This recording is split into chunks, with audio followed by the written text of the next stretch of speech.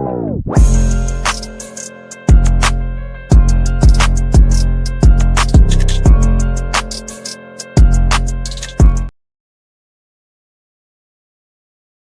afternoon, everyone. Welcome to the Broken Chains Podcast. I am your host, Brian. Today's episode of the Broken Chains Podcast is produced by Change to Change Leadership, LLC, where lived experience meets leadership. If you are ready to break chains and build something greater, connect with Change to Change Leadership, LLC, because change starts with you. Today, we are truly blessed. Today, we're blessed to have Mr. Maurice Ford, a person formerly incarcerated, 5-time convicted offender, now the author of 5 Times a Slave, How Childhood Trauma Can Create a Career Criminal, and 5 Times a Slave, The Death and Resurrection of Maurice Ford. Ladies and gentlemen, Mr. Maurice Ford. How y'all doing? Thanks again, brother, for having me on your platform, man. Man, by all means, truthfully, we are blessed to have you, brother. So, before we even get started, praise and glory to the Most High. I want to thank you for reaching out to me because I've been doing a little research on you because come to find out, we know kind of some of the same people.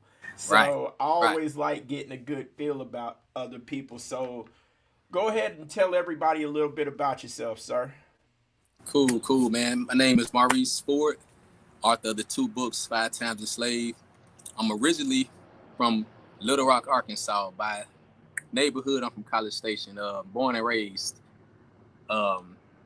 Like the brother was saying, I've been to prison 5 different times in Arkansas, the Arkansas Department of Corrections, from the age of 20 to the age of 37. And at the age of 37, we'll get into it, but I had a mental switch. It just clicked for me then. Everything led up to that mental switch, though. It just wasn't like overnight. Everything led up to it. I switched my mentality and I chose to never go back to prison again and live a righteous life. Okay. So I was doing some research on you and it said that when you were like, oh my God, I think I lost him. Well, hopefully he'll be back here in just a second. I know he was having some issues with his Wi-Fi. But so we're going to keep it going. Hopefully the brother comes back real quick. So this brother witnessed something traumatic when he was 13 years old. And there he is. There we is. We back. I thought the screen got dark on me, man. I tried to light it up. Okay, we good. It's all good. So I was telling them about how something traumatic happened to you when you were 13 years old. If you'd like to tell your story from that vantage point. Yes, man. At the age of 13, it was like 1995, I think, 94, 95 in that area.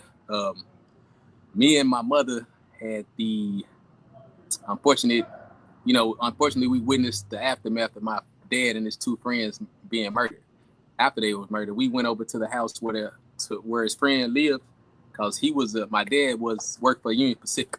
So he left that night. I remember him leaving. It was like a regular night. You really don't think you're not gonna see nobody again. So just like a regular night.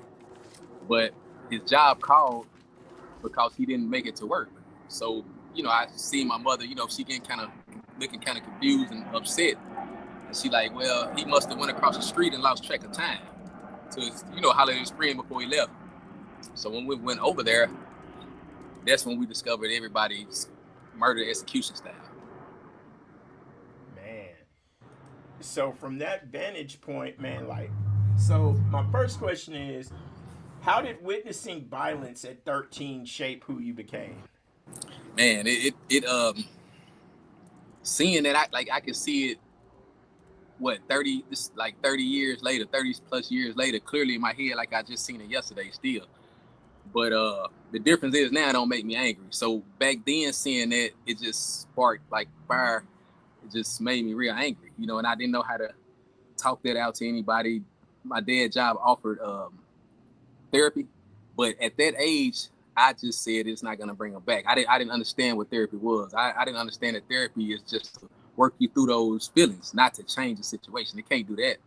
but it's just supposed to work you through those feelings. And I didn't understand that, you know. So I was just an angry person, and I got into, you know, drugs, guns, shooting, you know, this stuff like that that expressed the anger that I had. And I would always go back into that picture of seeing my dad on the ground, Facebook in his own blood, and it would just make me mad, you know. And it was easy to push that button, like, you know, they got the F it button. It's easy to push that button Oh based yeah. on what I see in my head, you know. So every time I would Yeah. get in a situation to go to prison, I'd be like, man, I don't care, you know, I don't care, you know, whatever is whatever, you know, based on Yeah. that situation that happened. Yeah. Well, if I may ask, from your point of view, looking back in retrospect, do you think that actually numbed you or hardened you? Mm. It did both. I think it did both. It numbed me to feelings. Feelings. You know, I tried to, even when my dad was murdered, I I cried, but I really didn't cry like that. You know what I'm saying? Because I kind of hardened myself to those feelings. Even now, um, if somebody close to me died, I don't like to show those feelings, because where I was at back then, I was in a real dark place, and I don't want to be in a dark place again. So I kind of put them feelings to the side, you know, and don't grieve like I probably should, you know. So Yeah. it did. I think it did both. And at that Yeah. time, you know, seeing crime, seeing that, and then in the, you know, as I grew in my neighborhood, seeing crime and crime and crime, it kind of just desensitized you to things like that, you know. Yeah. Absolutely. I fully understand. It's, if I may say, and this is just from my point of view, 50 years old in this life, one thing I've noticed is that I guess trauma has become a normalcy, like childhood bullying, childhood abuse, we expect it. And I know that may not seem relevant to a whole lot of people, but when trauma becomes normal, how do we recognize that it's trauma? Right. That's exactly what I was going through. I didn't know it was trauma, you know. So how would I know at 13, you know, and the things I was doing, lashing out, how would I know? And, you know, my mom was a great mother, but she don't know, you know, so it's like she was traumatized as well. So, you know, it was, nobody knows. I remember the first time I heard the word childhood trauma, I was in prison for the fifth time listening to the Breakfast Club on my tablet. And I was thinking before I heard the word that, um, I'm thinking like, why do I keep doing this? Why am I keep coming back? But I knew the root of my anger. So I was like, man, am I still messing my life up for something I seen at 13? You know, prison become a revolving door. After a while, you'd be like, man, you just keep doing these same things. So I heard childhood trauma, and I was like, wow, that's what it is. That's a real thing. I knew what it was, but I never put a label on it. So when I got out, I started doing more research on exactly like the ACEs and things like that, exactly what childhood trauma is. And it made sense. Yeah. Yeah. You know, my own lived experience with like trauma, substance use disorder, and PTSD, I understand those different survival instincts and things that I guess they say we appropriated to make Right. us numb to certain things. Yeah. So, what's the difference, if I may ask you, what's the difference from your perspective from surviving and healing? Surviving and healing. What's the difference? Yeah, Well, from your point of view. yeah.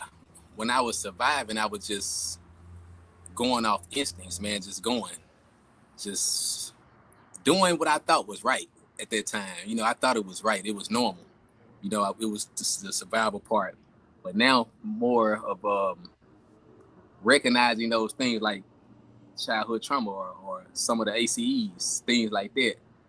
Recognizing those things, healing.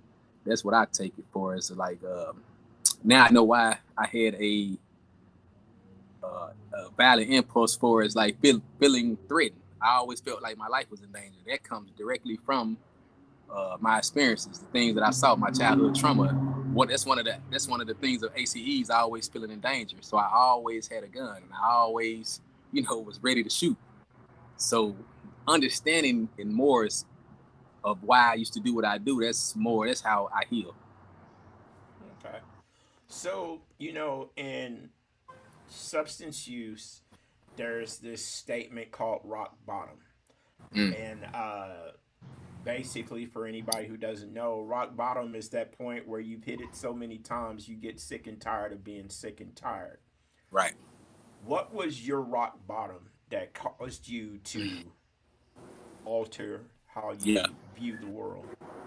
Well, it was a not. I can't say it was one thing. It was a number of things over a lot of years. You know, I don't think prison is rock bottom. I just don't think it's the rock bottom. It's not. Absolutely. It's a waste of your great life, and something can happen to you there. It's dangerous, but it's not rock bottom like that. I used it as a university, as a rehabilitation center, as a college. As a fitness place. I used it for the best that's in it. I really used it for Right. as a correctional facility.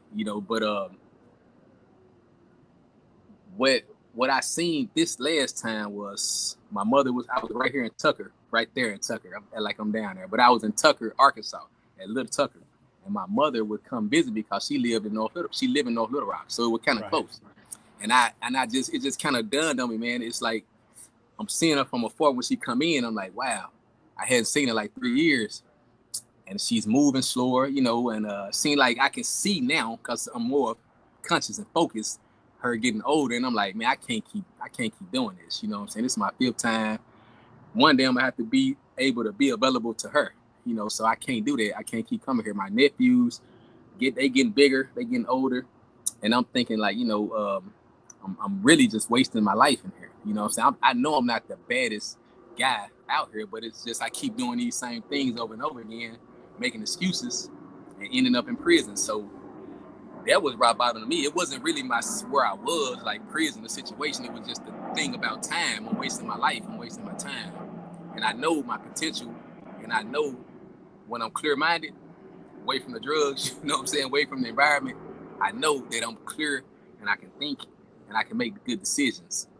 So it was about what from 2002 to 2018, from the age of 20 to the age of 37, just a little bit by little bit, So that's kind of what switched my mentality. That's why I say it wasn't like an overnight thing, and it wasn't like one thing. It was just a bunch of things at one time.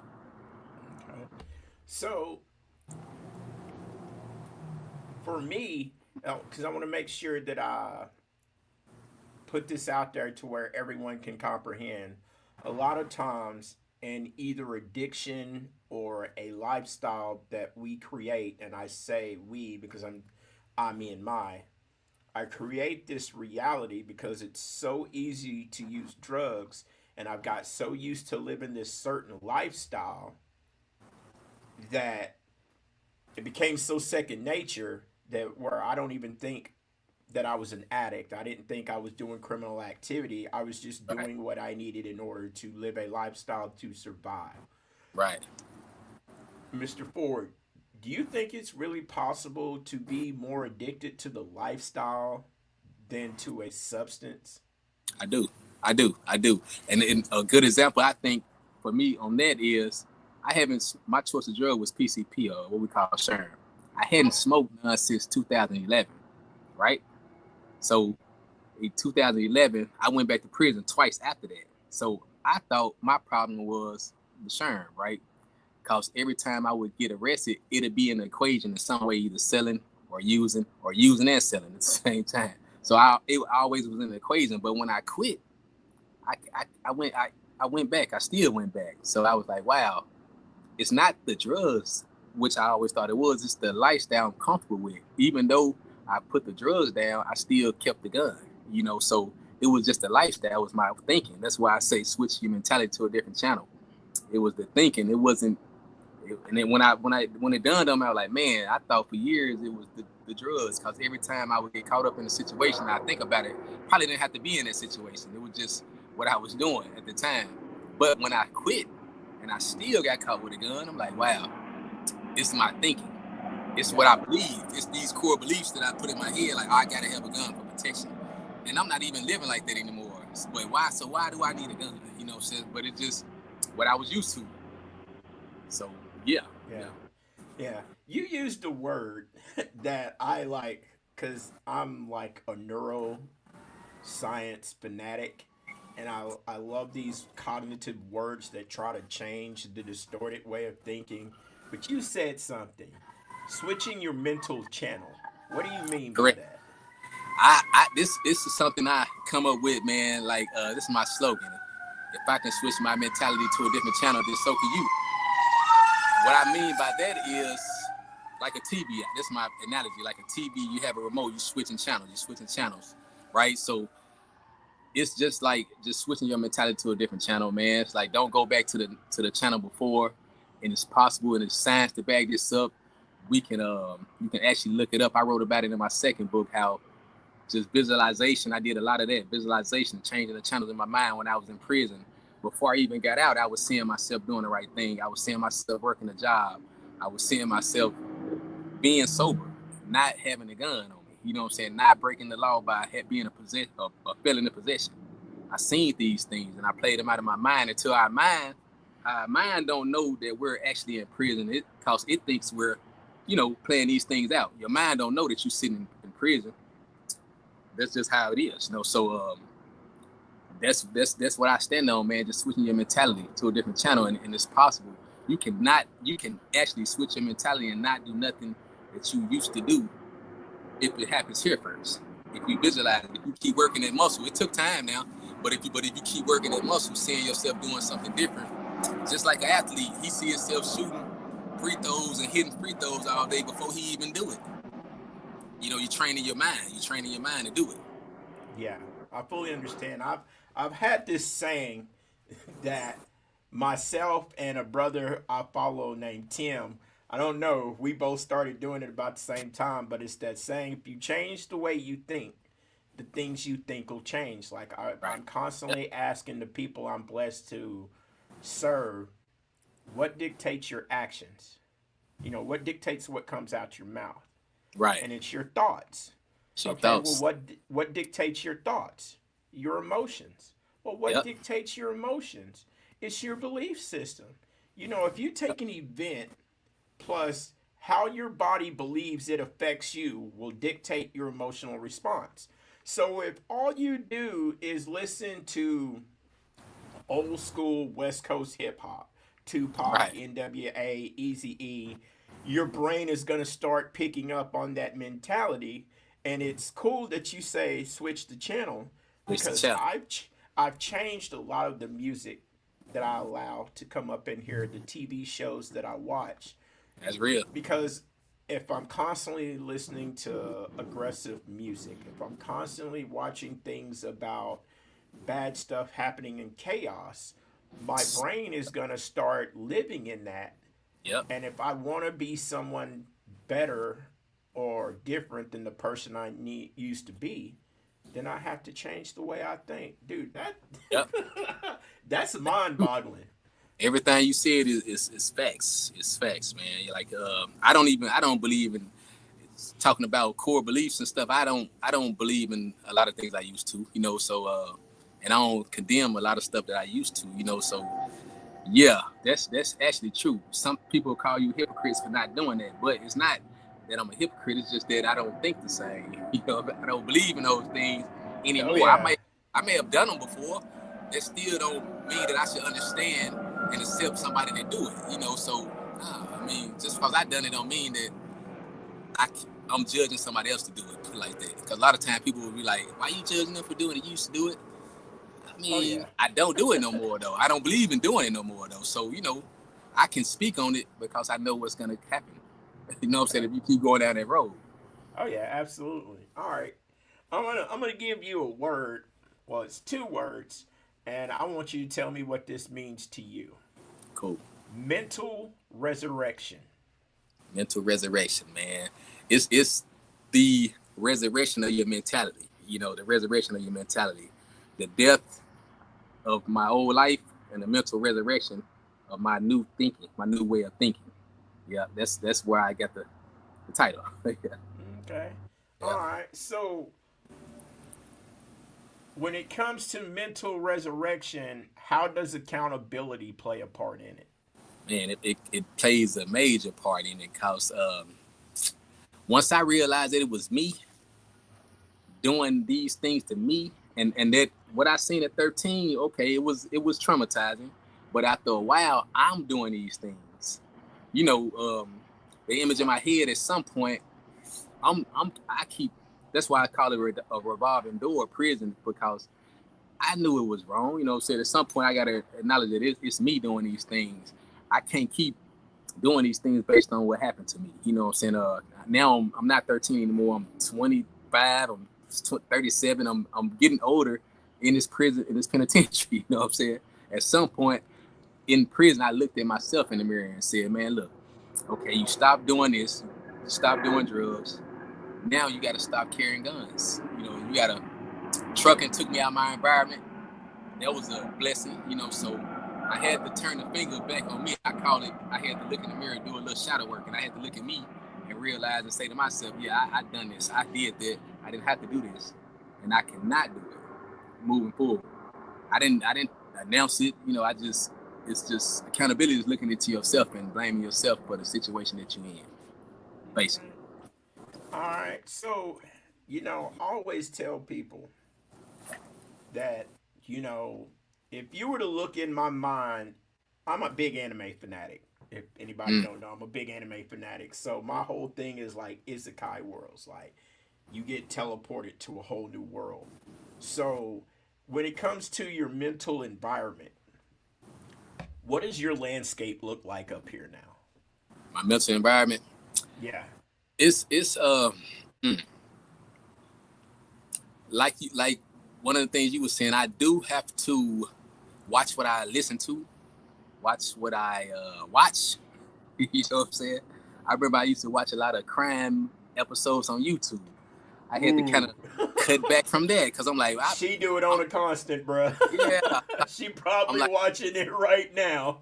it's too familiar. So I'm like, yeah, Yeah. you know, I'm not gonna do any of that stuff, but I know better than that. But like just like the music, I'm not gonna actually do it, but listening to it it put images in my head. You know, so I was in New York one time trucking, and I caught a lift to get something to eat, and the guy was listening to jazz, and I was Yeah. like, well, that's nice. I was like, why you listening to jazz? He told me that it doesn't put an image in your head. You know, Right. it's not like rap with words or R&B with words. It don't put an image in your head. It allow you to put your own image in your head. So you know that's the thing about it, man. I try to keep the images in my head that I want in my head, and everything else I try to stay away from. I try Yeah. daily. You know what I'm saying? It's a daily thing. Let's say it like that. Man, it can be a struggle. Uh, so speaking of that mental, that those name tags that we used to have to wear, like when I was in the military, it was one U.S. Army in your name, and if you've ever been to ADC or anything, you have that number, Yeah. and in your Never jacket it forget it. says Never forget felon, it. violent offender, habitual offender. Yeah. What is the name tag that you were so proud of wearing right now? Right now, Hmm. productive citizen. A productive citizen. You know what I'm saying? Like before I got out, I said that though. I said I just want to be a productive citizen because I have to. I'm the kind of person that have to do something. I got to be doing something. You know, so I don't like to sit still. I sit still in prison for years. I feel like I need to. When I get out here, I got to be productive, stay productive. Yeah. So now I'm a truck driver by trade. You know, I stay productive, and I kind of like I'm a. I don't. That my whole identity is not in that, but for as being a productive citizen, it is. And that's all I'm law-abiding citizen, man. That's all I want to be. That's all I want to do going forward. And it's not Yeah. hard. It's not hard at all, Yeah. man. It's not hard Yeah. at all. And sitting here think about it like law abiding citizen, productive member of society. Yep. You know, me and Ma believe, especially people like us with a criminal addictive thinking, substance use disorder, there's us and there's the normies. People, because one guy once said that people in substance use disorder or suffering from PTSD or childhood trauma live life differently because we are not normal. Try to rationalize old shows like Little House on the Prairie or Leave It to Beaver or any of those old shows.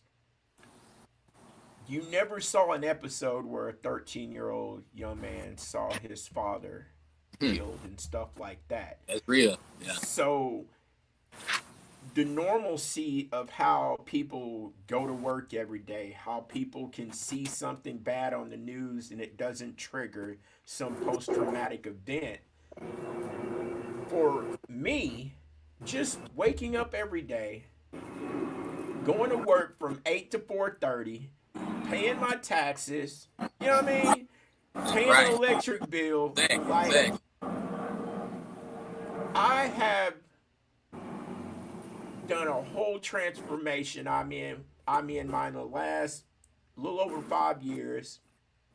I went from not using any mind altering substances. I don't smoke cigarettes. I don't vape. I don't drink. I don't smoke That's weed. what's I up. don't do drugs. I barely do any prescription drugs. Like if my VA doctor tells me I'm going to take it, then I'm going to Hmm. take it. Right. I don't listen to the whole lot of music that I listen to. There's this new type of music called low frequency, lo-fi. Yeah. The And drill music. yeah, and I drown None of that. myself in that because None of that. Yeah. I get to fill my own words in, and I am blessed to sit here and say I get to pay my taxes Yeah. because for normal people it's like it's not a big deal. For Exactly. somebody who Yep. didn't have a job, lived in abandoned buildings, Yep. hustled this, hustled that, federal BOP baby, just normal things like going to the gas station and putting Yep. gas in my car without people coming up close to me and my PTSD wigging out. Right. It's it's deeper than that.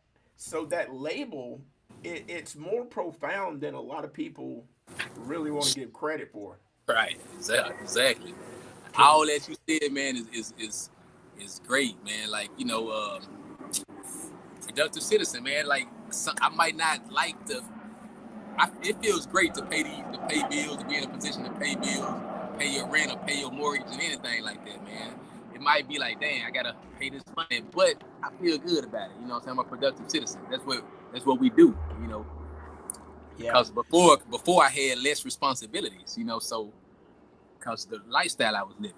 But yeah, so now and, I feel better. I feel better with this, even though it might be sometimes like, man, pay this bill. Got to pay the bills though, you know. So yeah, it's good. yeah. But it also, to me, it gives us a platform to where I can sit here and say I have a problem with this organization or something like that. I pay my taxes. So I have the right to sit here and say, like, I'm working on getting my ability to vote back. Mm. Other people are like, man, it's voting. Like, Yeah, it's nothing. you, it, like I say, to the normies, it may not seem like a big deal. But for Yep. someone like me who's got lived experience in substance use disorder, criminal background, I want to be able to give my perspective on who I think should be the mayor, who I think should be the governor, who I think should be Yes. the president. Right. Because if I don't have the right to say anything, I feel like I'm right back to being a felon. Yep. Does that make sense to you? Of course, 100%. I was summoned to go to jury duty. It's something I never have been able to do in my life. You know what I'm saying? That was cool. You know what I'm saying? I was like, wow. They want me to. They summoned me to for a trial. You know. Hey, look, Well, I'd have been. I call the people. I'm like, look, I'm not from this state, but I'm a convicted felon out of Arkansas. You know, I'm not on parole, but this and that and this and that. Are y'all sure? They were like, yeah, you're not on parole no more. You got to come on down. I said, wow. I bet you. Look. I bet you Maurice was like, "You want this guy? This guy right Exactly. here, right here. This guy right here. Like Ooh, I 5 don't know if times in y'all prison. want me." I'm gonna be biased probably. I'm like, I don't know, man. Y'all want me? Why y'all trying to put little Jimmy in jail? Yeah, yeah. That's crazy. So, you know, I'm trying to live, and I'm not trying to say I'm a righteous person. I'm far from it. But I'm one of those people who follow my higher power, a man who walked this earth, and he was by far the most righteous man that ever lived. I believe he gave his life so that we can find salvation. But when did you decide to see what a righteous life had to offer you? When did I decide? The last time I was in prison. The last time I was in prison, man. And what I mean by righteous life is just doing the right thing. You know, Right. it's already in me. I know what to do. I know how to do the right thing. I know what decisions to make. I know not to possess a weapon because I can't. You know, so I know what the right thing to do.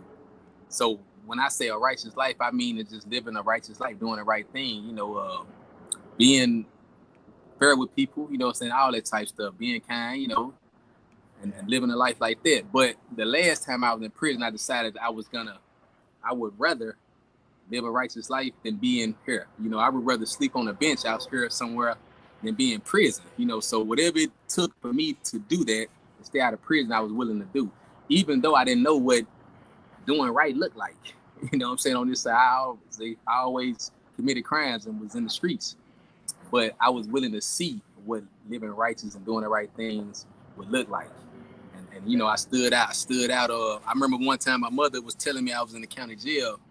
She said that sometimes you got to do right for people, for someone other than yourself. You know, that's what she was basically saying. Because I don't have any biological children. You know, it was only, I got 2 brothers, nephews, and nieces, but it was just me who had to think about me. You know, so I didn't have to think about, oh man, I got kids, I can't be doing this, or nothing like that. So, you know, it was like I was saying earlier, it's a lot of things. You know, I decided to do right by my nephews and nieces. Love seeing me, my mother, and it's like I'm gonna just take a chance and see, man, what living a righteous life look like, and stay out of this prison. I heard that. So everybody's got this one story. I'm wondering yours. What story or what thing happened that made prison no longer acceptable for you? Ha, man, I felt just this time when I went to prison, I was 34. I got out when I was 37, and I felt stupid for being there. You know what I'm saying? I feel kind of too old to be in this situation. I was sober. You know what I'm saying? I got caught with a gun in my house. Had been sober for years, and I just felt dumb. You know what I'm saying? And the crazy part about it, this was my second time at Little Tucker, right? So I did my last bid there. So when I was fresh in, it was this woman. She was a CO, and I had did something minor that I knew. And she was like, I'm gonna write you up. I was like, come on now, please. I just got here. Don't write me up. She said, boy, you just left. I said, damn. That shit hurt my heart, bro. Oh, bro. It hurt my heart, man. I was like, wow, man. I'm just a regular here. You feel me? I'm just a regular. That shit hurt my heart. So I was like, man, this is definitely, I'm deaf. She'll never see me again. So, you feel me? She said, boy, you just left here a year ago. Look, bro, you know, like, here's where, and this is just this is where prison or any type of incarceration became unacceptable to me. I'm a firm believer that the prison system is a multi-billion-dollar corporation. Yes. And this guy right here, I refuse for another human being or another group of people to make money off me based off the work that I'm doing that I'm not getting paid for. Bingo. On a more serious note, 5 times a slave. I got that title from being in prison 5 times, right? And I read to the 13th Amendment while I was in prison, which abolished slavery except as punishment for a crime. I read that and I was like, wow, I feel stupid moment. I was like, wow, my ancestors would be disappointed in me if they knew I put myself in this 5 times willingly. Bruh, you know what you said. So, what he said. Because here's the thing, and when I looked this up, the math was a lot different. You know, and I'm probably going to get flack for this, but I just have to bring this question up to the table. For every 5 men that graduate high school, how many of them will either go to college first or which one will go to prison first? And we're constantly always hearing these things about. That's why I don't like watching the news. I'd rather read the paper because Mm. my stepfather, God rest his soul, Charles Thompson, was a brilliant man. Every day he made me read the front of the newspaper, the bylines and the front of the page, and I would have to read it almost every single day. And I asked him one day, I was like, Pop, why can't I just watch the news? He says, the news is a ratings game. So whatever they can sit there and put on to make more people watch, they're going to put it on there. You're not really wanting to hear about a single mother raising 3 kids and all 3 kids get full ride scholarships to a college. Nobody Mm. wants to hear that. But they want to hear about Yeah. a shooting that Hey, happened a true, block away from their house. true. So it's like chaos has become a means of entertainment. That's true. And I just I'm in awe that that's become a normalcy. So I'm to the point where I never want to be an individual to where somebody has to look me up on the news. You know, Mm. young African American man gets arrested for selling narcotics and all that. No, if you're gonna put my name on there, you're gonna put some respect on it. Damn right. One of the first original graduates of the Pulaski County Reentry Program. Right. I'm not a repeat offender. If you want to do recidivism Right. rate on me, trust me, you're gonna lose some money because I have not reoffended. That's I'm good. still on probation and haven't failed one UA. Right. All my fines are up to date. I own my own house. I own 2 vehicles. I have a wonderful Good. job serving peers as a peer specialist on Mm. that side of the track. Right. So when you look up, you're gonna look up seeing me like this, Exactly. Exactly. not with Nothing but that good. number sitting here doing this. Yeah. Turn to the side. Nah. So that's where it no longer became acceptable for me because I don't want my life to be entertainment for somebody else. That's deep. My misery to be somebody else's entertainment because I That's all it is entertainment too. Yeah. That's true. so so you and I were talking before this started about this word change, and I have a lot of discussions with the men I get to serve on this word change. What helped you rewire your thinking? Mm. I would say it's my experiences. My experiences through life.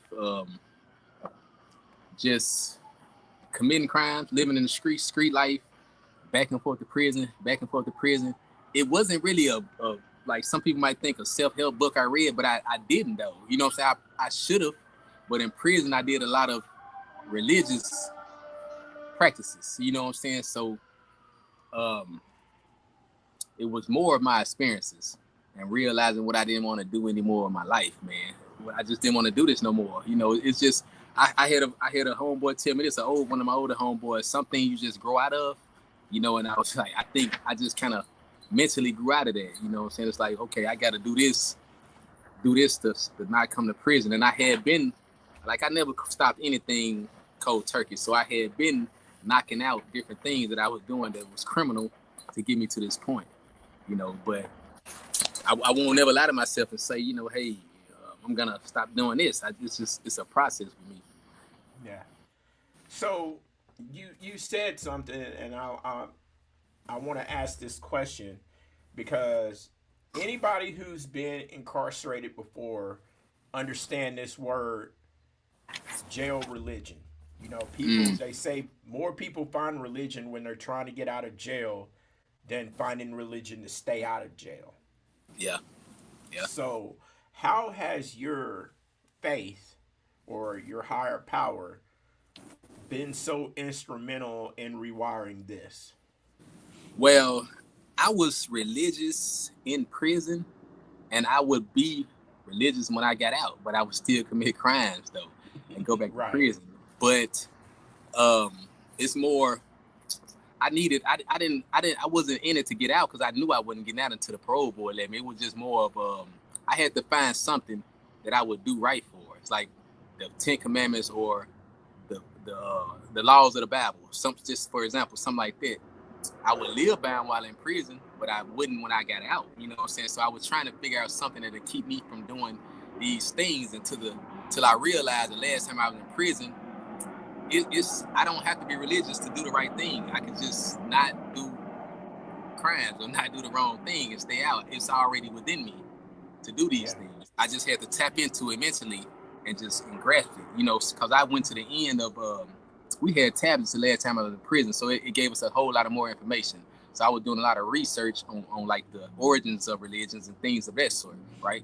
Yeah. So it's just, I realized really that they all kind of combined and was like a remix of the people that was before them, and so on and so on and so on. Some people took from this religion and added their little stuff and made their religion, and so forth and so forth.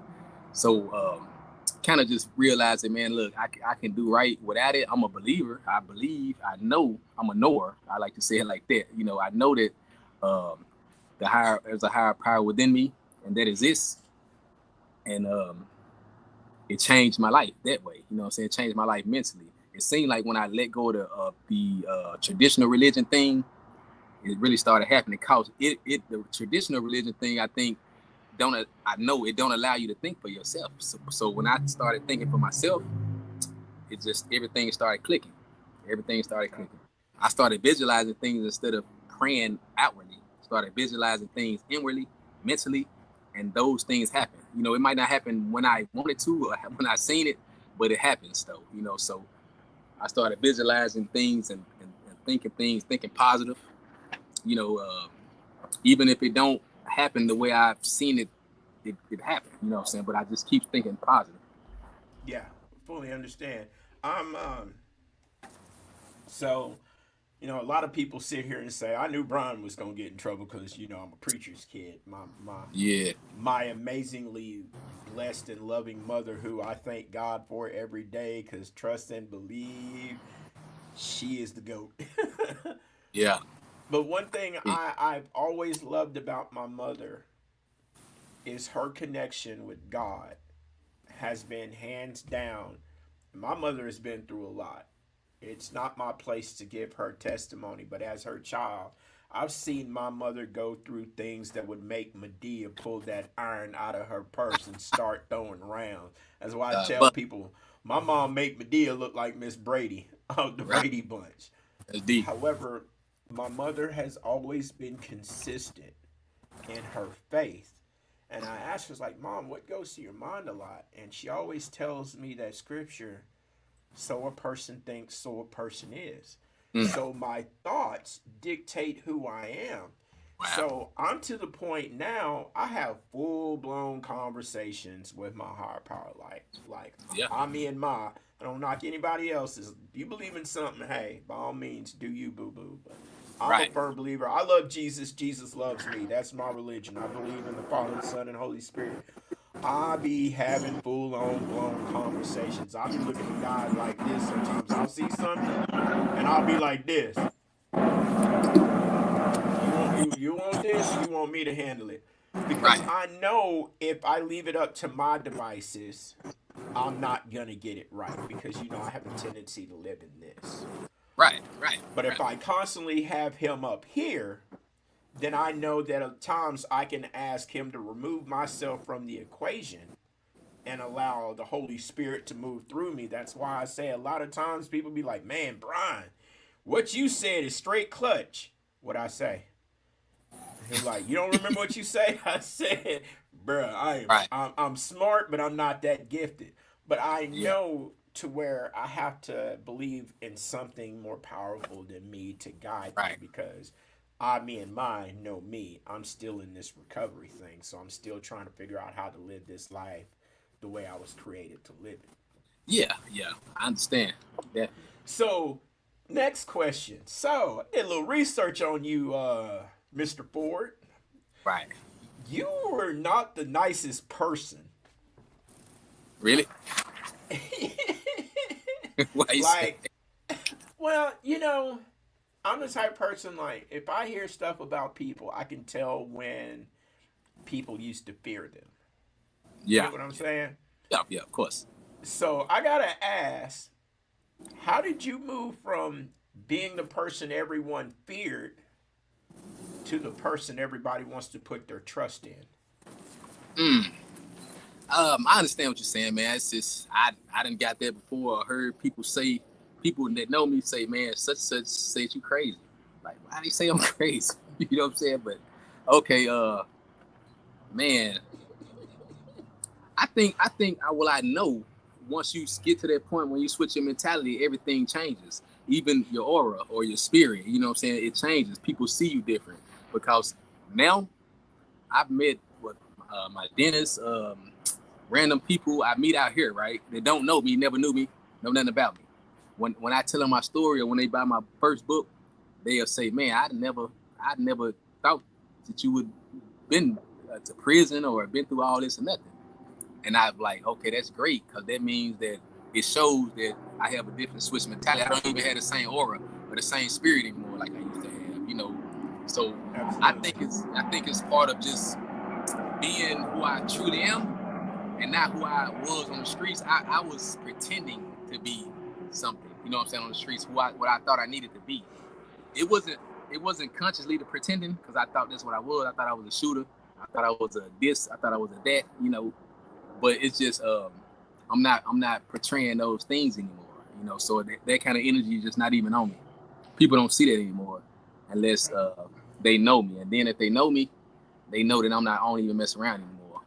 Yeah, by all means, by all means. So, a few more questions and we'll wrap up. So, I call this one Speaking to the Younger You.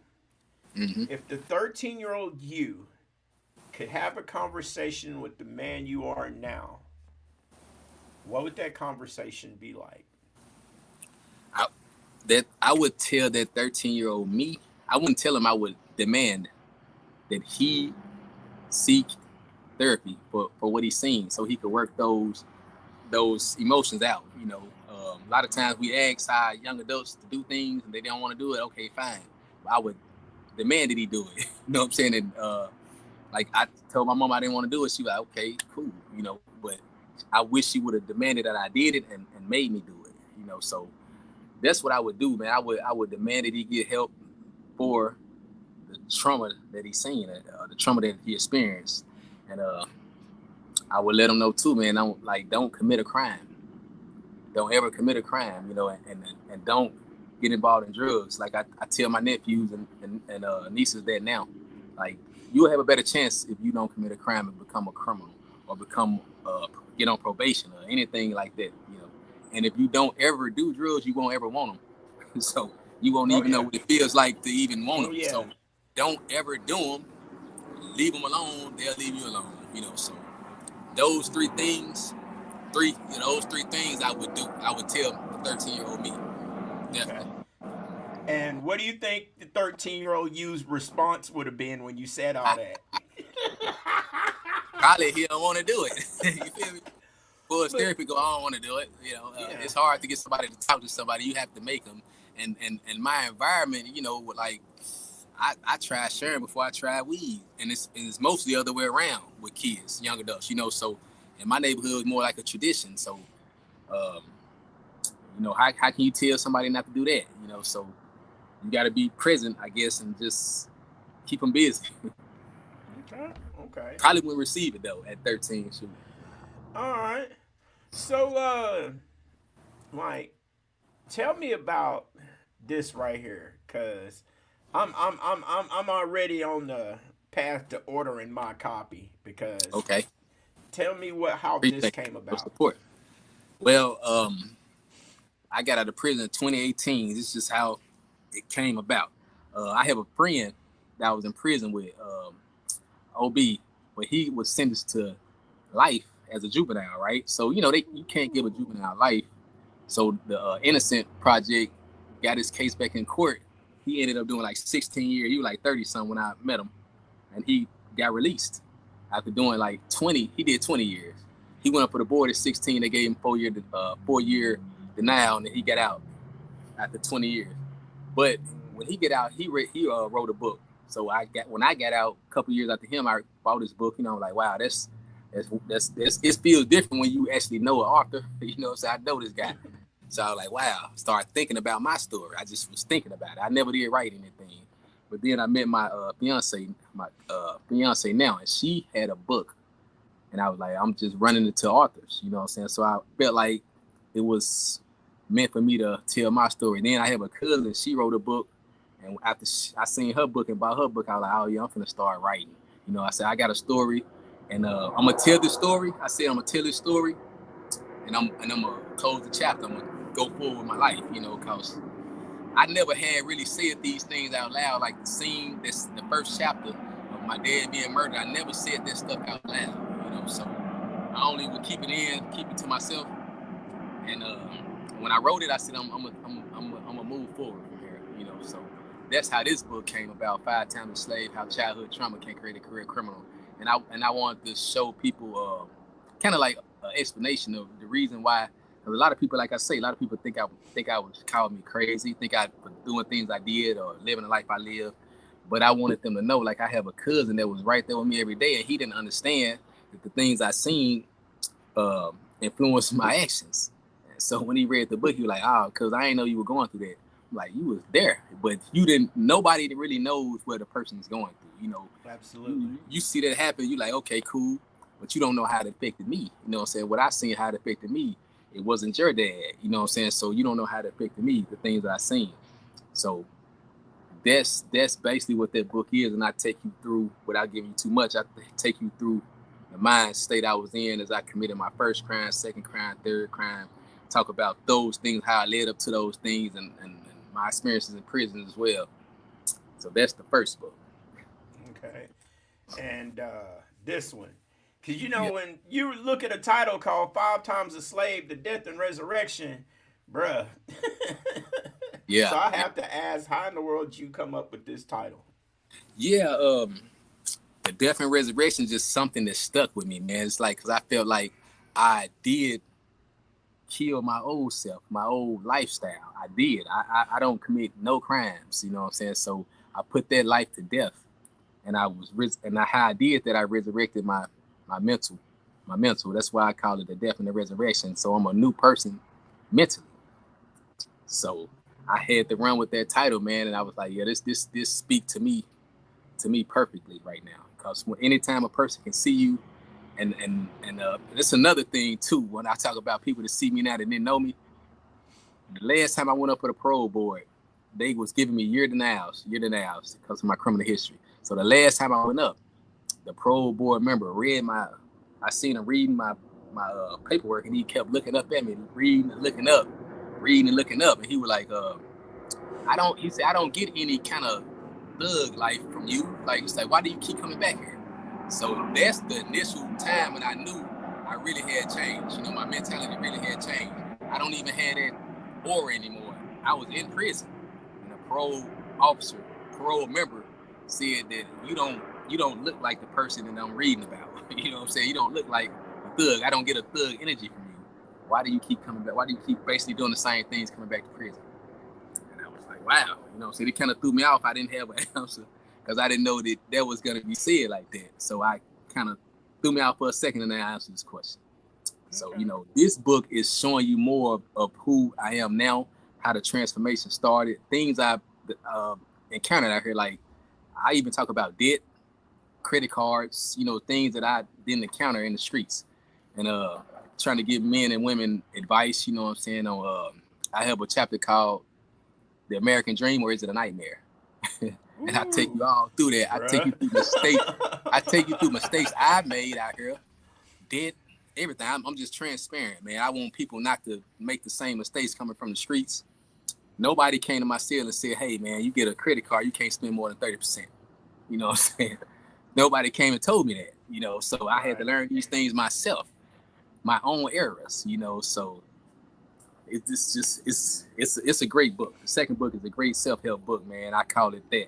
And I need it in these institutions, man, because I know if people can see these books and read these, especially the second book, you know, it can help them out with life. It's things you're going to face out here. Yeah. Because I'm one of, and I agree. I wholeheartedly agree.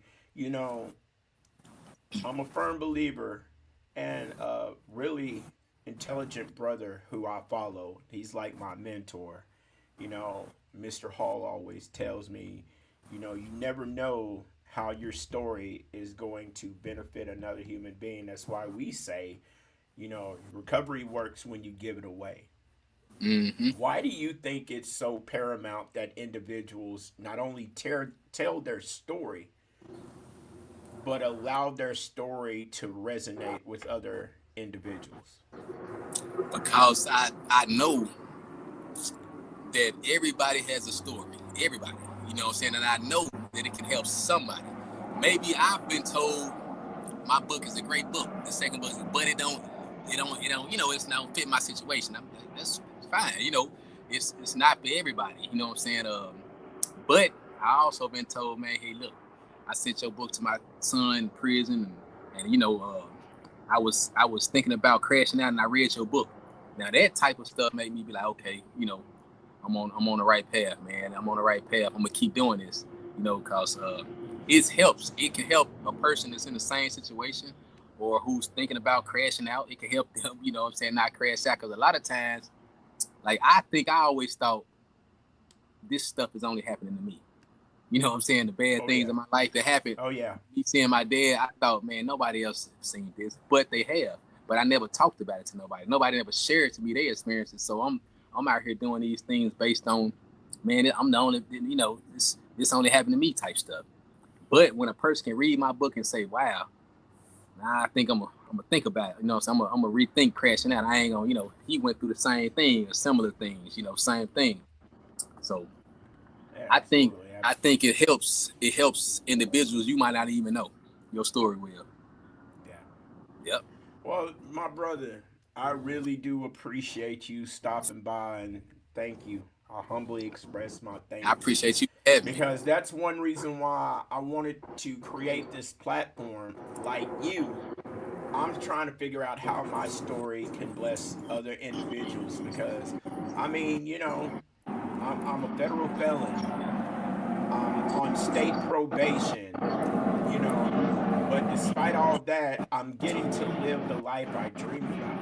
You know, when I was detained in a detention facility, I remember 2 days before I got bonded out, I said, this is the job I want to have. I want to use my lived experience to bring hope to people and help them Yep. gain things they lost and sometimes things they never had.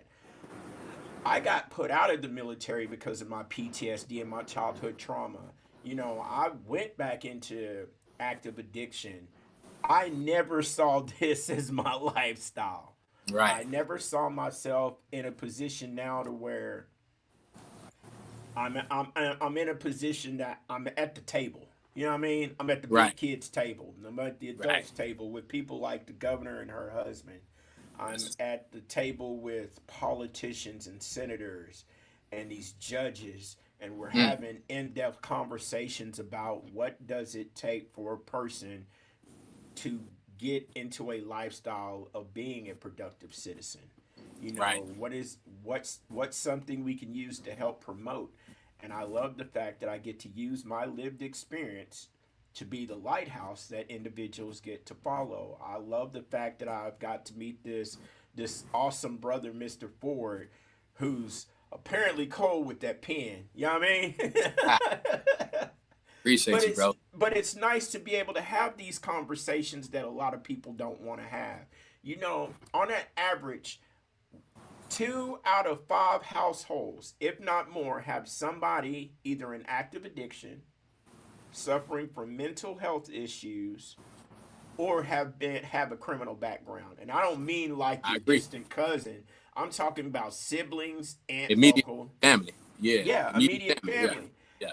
And you would think with that word recidivism, we're putting more money in prisons. And don't get me wrong, I served in the military and I've been a career criminal for a long time in my old life. So I know there are some individuals that we just can't help. And I understand that.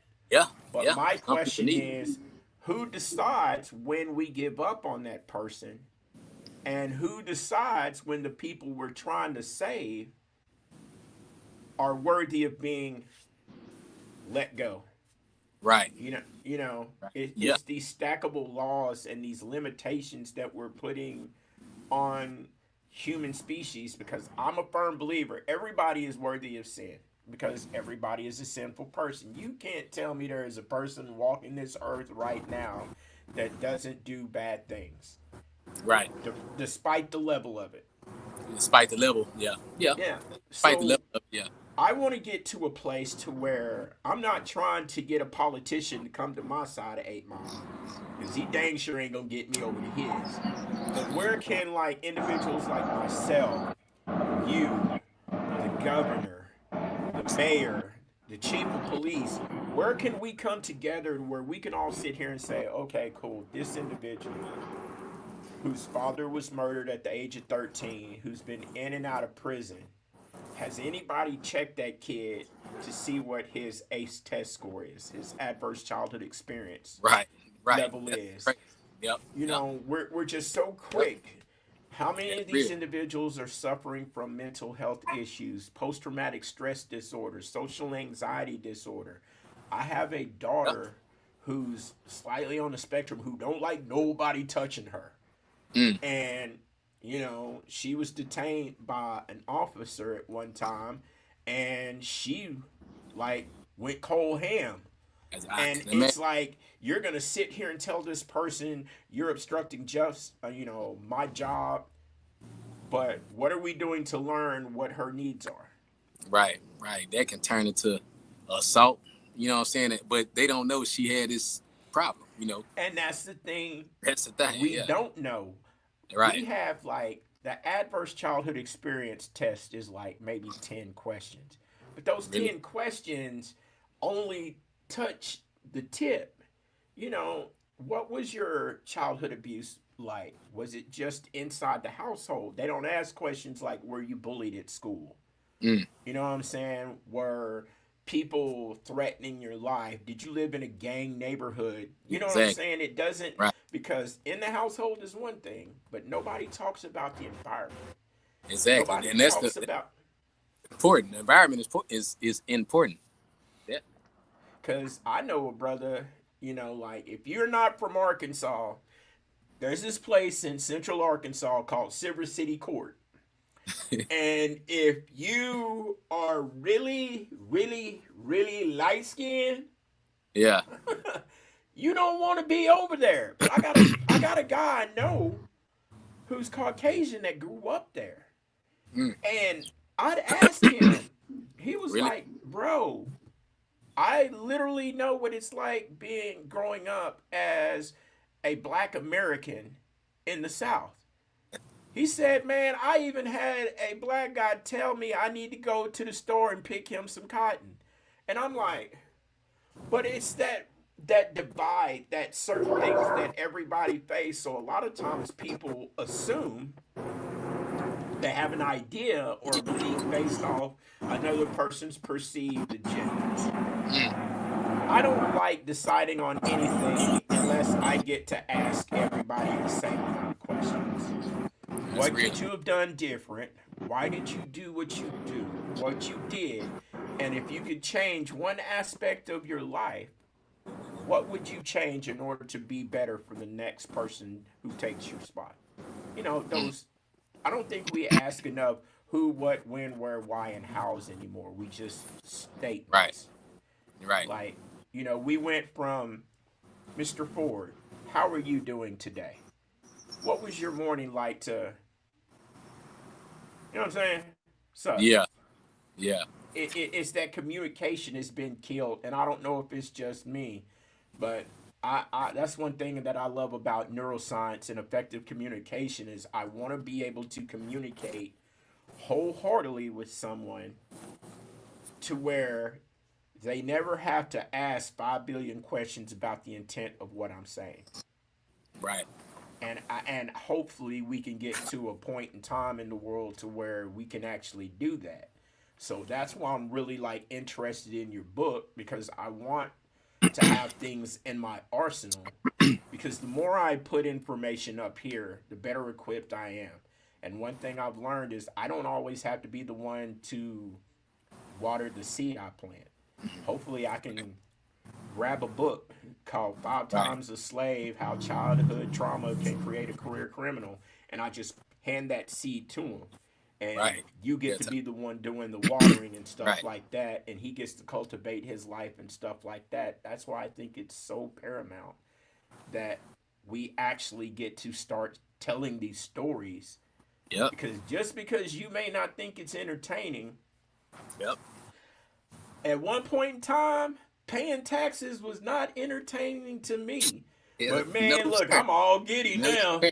I'm all Right. giddy. I'm paying my taxes. I'm going to the Yeah. grocery store. I'm Yep. picking out which veg.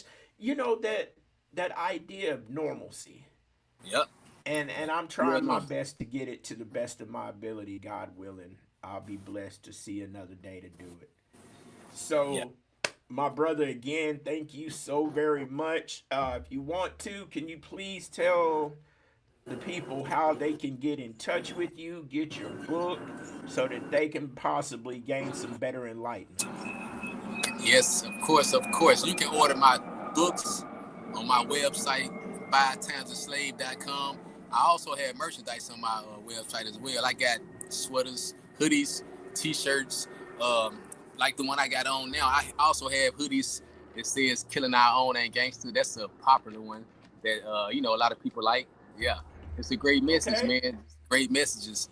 Autographed copies of my book on my website. They also available on Amazon if you want to Kindle version on your phone, Audible. You want to listen to it, hard and soft copies as well. And yes, man, I'm also available too for any kind of public speakings, man. Just contact me through fivetimesAslave.com. Okay, okay. So again, my guy, I gotta give you that applause, man. I gotta give you that applause because you were by far the first individual I've had. I've only been doing this podcast a little over a month right now, and it's a blessing to have an author be willing to share his story on my platform. I am so gloriously blessed. Like, dude, you really be showing up, showing out, man. Like, for real. Man, But I'm glad that I could be a part to hopefully pass your message on to another human being, because I'm telling you, with everything going on in the world right now, boy, life ain't no joke. And when life right. starts lifing, I Yep. am not trying to get in the crossfire. Man, I appreciate you for having me on your platform. I also, people can follow me on social media as well as Maurice Ford on all platforms. That Okay. too. I All appreciate right, you, bro. brother. Man, I reached out, man, and you got right back with me, man. A lot of times they don't happen, So they let me know Hey, you was a real brother. You know what I'm saying? You was a real one. You really well, working. You trying to, do what you say you're doing. oh yeah, like everybody who knows me, man, like my dream is to be in a place to where my words carry weight, my ideas carry drive, and my belief system is something that can be honored, dude. I'm not like I'm Right. trying to be the next. I don't know if I'll get in trouble, but I'm gonna say his name. I'll follow Eric Thomas. Every That time. that's where, yeah, the hip hop, motivator. Like, I follow individuals who have a story that not only Mm, changed lives but teach you how to be successful based off your lived right. experience. Right. Live I'm a experiences. federal felon on state probation getting paid from the federal government on grants to help people That's what's up. with substance use disorder, mental health, and stuff like that live a successful life. Just That's staying sober. Yep. That's how we Opportunity. do it. Absolutely. You see those So, opportunities, man, when you sober minded. You know what I'm yes, saying? You got absolutely. yeah. All right. So I would love to have you again, brother. Whenever you free, I'm trying to get a panel together of like-minded individuals, and there Okay. might be 4 or 5 of us. We sit on here and we have a really good debate about things going on in our neighborhoods, in Cool. society, in the I'm down for world, that. and changing beliefs. Because I'm a firm believer, if you get 5 individuals who were focused up here, straight in here, and followed the right individual, we're Right. gonna do some really powerful stuff, brother. I'm down with that, man. I'm down with that. Definitely. All right, brother. So what's the weather like in California? Man, it feels great. What is the weather? Let me tell you. It's hot. Matter of fact, it's 82 degrees out Do here, you man. miss Arkansas yet? No, I don't, man. I try to come down once a year to see my, visit family. I'm gonna be down there in May. I got a nephew that's graduating high school. It's gonna be like a really an in and out trip, but I don't miss it, brother. So, I don't miss it so, like that. so I will say this. I'm gonna try with what we talked about earlier. I'm gonna talk to the Uh-huh. powers that be, and Thank hopefully we be blessed enough to have you come to the facility I'm blessed to work at and share your story. Because to see a brother who's been through a lot of things, to see you you. Right. and to be able to look up, because Court Connect tell everything. You know what I Yeah. Yeah. Yeah. mean? So we know what you've done, but just to Yeah. see the accomplishments you're doing, I think that it would really save a lot of lives, brother. Yeah. Yeah. I'm willing to do anything that I can, man, to keep moving forward, man, and paying it forward. And any door that you can open for me, I can tell my story and share with men or women or whatever, whoever, man, tell I my story. got I'm you. willing to. I'm willing to. I Yeah. got you. Trust me. I got them Yeah. connections, bro. Bet, I bet, got bet. legal connections now too. Yeah. Yeah. All right, brother. You enjoy the rest of your day, and thank you again, man. We really do appreciate it. Thank you, brother, for having me again. All right, you have a good one. So, I'd like to thank you all for showing up today. To the viewers that tuned in, I really much appreciate it. I was blessed. That brother has a really good story. So, again, my name is Brian. This is the Broken Chains Podcast. Again, today's episode of the Broken Chains Podcast is produced by Change to Change Leadership LLC, where lived experience meets leadership. They help individuals turn pain into purpose, incarceration into impact, and recovery into legacy. If you're ready to break cycles and build something greater, connect with Change to Change Leadership LLC, because change starts with you. Till the next episode, you all have a blessed day, and remember, always remember, stay focused, stay driven, stay unchained.